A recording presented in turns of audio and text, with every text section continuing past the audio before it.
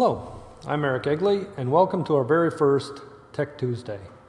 I'll be talking about camera hardware, computer hardware, some Photoshop plugins that I use regularly. And for this first Tech Tuesday, what I'd like to talk about is Jpeg versus Camera Raw, because I've been asked a lot what format to shoot in. And undeniably, it is Camera Raw. For the main reason for shooting in Camera Raw is to have optimum image information. In Jpeg, it's a compressed format and you lose a lot of that information. So for instance, if you have highlights that are blown out, you can't get those back in Jpeg. They can't be recreated. In Camera Raw, I know I can bring them back. If you have shadow areas that are too dark, in Jpeg, they're gone. But in Camera Raw, I know I can get that detail back out. We have to first start by setting our camera to the right settings. So let me show you how I do it. Okay, let's take a look at our camera menus now and make sure that they're all set to the right standards. We're going to go into menu. I'm shooting on a Nikon D3. It's going to be similar in pretty much any of the brands that we choose. And what we want to go into is image quality. And from there what we're going to select is RAW. NEF is the Nikon proprietary format, but it'll say RAW next to it, whatever brand camera you're using. Here again, you can select RAW plus JPEG if you want to use a low-res JPEG for previewing or that, but I prefer to shoot in RAW to start off with and then convert it in Photoshop. So let's select that.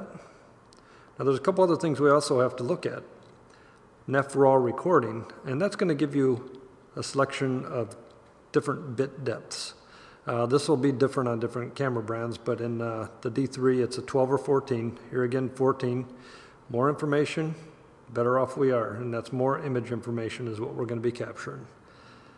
And then last but not least, and probably one of the more important ones, is color space. And most cameras ship with sRGB as their default. This is a very limited gamut, very limited color range, and it's used mostly for web. What we want to do is go into Adobe RGB, which is a much wider color gamut, which means more colors, more shades, more depth. And what I'd like to do now is then go into Photoshop and show you the differences between Camera Raw and JPEG. I have one of the images that I shot for a job that I did, a project, covering 4 different charitable organizations in Northwest Ohio. This was shot in more of a photojournalistic way, and I shot most of them early in the morning, so the light changed quite rapidly, and I shoot only on manual, so I have to keep up with this on the fly, and this one obviously was a little bit overexposed. So let's take a look at what we have here. This is the JPEG image that I have up on the screen. And as you can see, what we have here is a lot of overexposed boxes, and there's some packaging here on these water bottles and cans. All of that is totally blown out. That is reading about 255 all the way across on our info, and also you can see that it peaks, our histogram peaks on the right hand side, which is where our highlights are. So let's take a look now at how we can attempt to correct this. Generally, I mean, there's a lot of different ways, but generally I try and do it with the curves. That's my first starting point. And if we drag the midtones down, we're not getting a whole heck of a lot. Highlights, I'm gonna drag that point down, and what you can see happening is we're adding density, okay, but we're not adding detail. We're not getting really anything out of these boxes. It's just density, so it's sort of muddy and not really appealing. And if you take a look up here at our histogram, what has happened on our histogram is we got all these, if you notice, all these gaps in between the colors, and especially this gap in between the highlight end and where our 3/4 range would be. That's all missing information. That's gone. Once you save that, that information is gone. So really, this is not an ideal way to do it. We're not gaining any detail. So I'm going to turn that off right now. and I'm going to leave that up. And let's go to our raw image of this. This is a camera raw, same image, same exposure, but let's take a look at what we have. And as you can see, the histograms are also the same, but now that we're in camera raw, we have a lot more information available to us. First, I'm going to start off with exposure, and I'm going to bring that down. And I was about 2 stops off on this. It was, sometimes it happens. So let's take a look. Now we're getting detail in the tops of these boxes, and we're getting density. And it's true density, it's not artificial. This is, you can see the details of the lines. You can actually see the tape that is holding these boxes shut. You can see the printing on the tops of these shrink wrap. You can see detail on the plastic where the highlights were blown out before.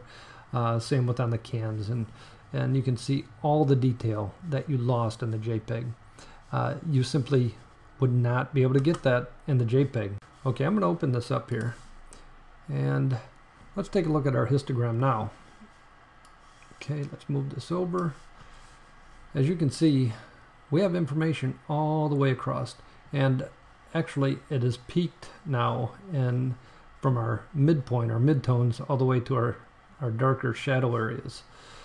And if you take a look, we can also see that we have detail now. 203, it's reading in the red, green is 198, blue is 194.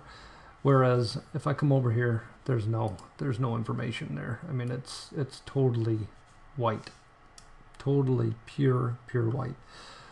And the way this image actually, I'm going to close this up here. The way this image actually ended up being utilized is a sepia tone, and there you go. That is our final image.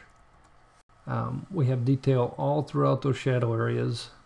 We have detail in the tops of our boxes and our packaging, and it's just a much more pleasing image. All in all, this is just one reason why you want to shoot camera raw. There are dozens, if not hundreds, of other reasons why you would want to keep it in camera raw. And capture all your images that way. And the great thing about camera raw is all your information for that image is always retained in that file, because anytime you do any work on it in Photoshop, you would save it out as a TIFF or PSD or JPEG or whatever format you prefer to save it out as. So it's always there, and you can always get back to it no matter what you do in camera raw. It is saved in a metadata file so that you can get back to your original. Always. It's a totally non-destructive function.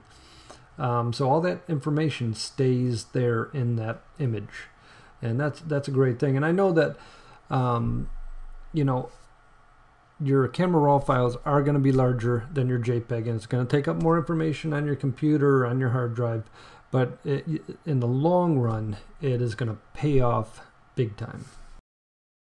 Well, I hope you enjoyed our discussion about camera raw versus JPEG. Remember to check out my website, ericegleyphotography.com, and don't forget to check back for PS pointers the first Friday of every month. Thank you, and we'll see you next time for Tech Tuesday.